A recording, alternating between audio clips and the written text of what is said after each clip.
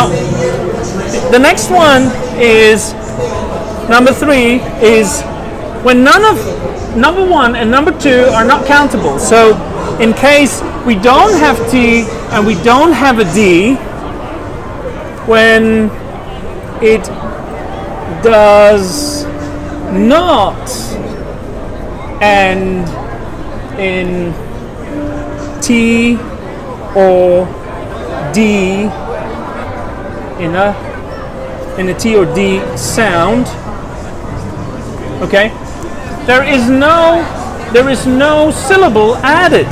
For example, we would say work,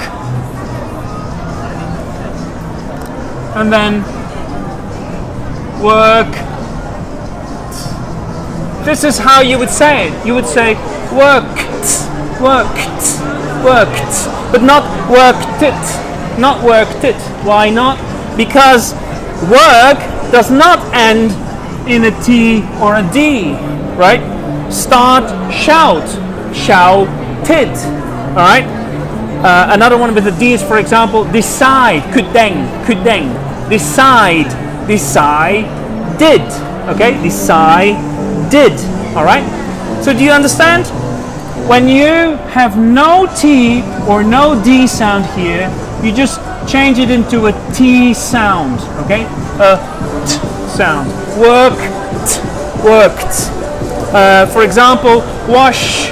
I washed my hands. I washed, okay? That's how you, not washed it, but washed, okay?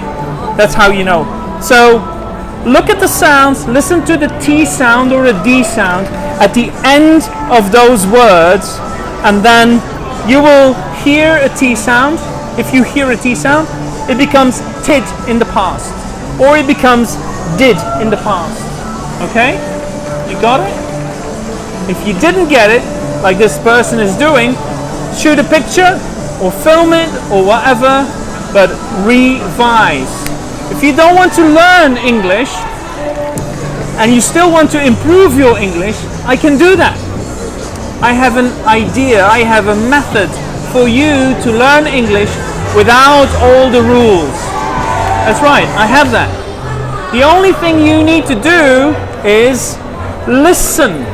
Listen, listen, listen, listen. You always have to listen. And then you don't need grammar, you don't need vocabulary, you don't need to study, you just need to listen over and over and over and over again, and you will become fluent in English. Just like all you here, you speak fluent Cantonese, right?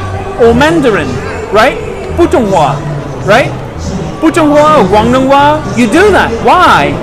Because you listened, you listened, you listened, you listened. That's why. Okay? All right. Thank you so much.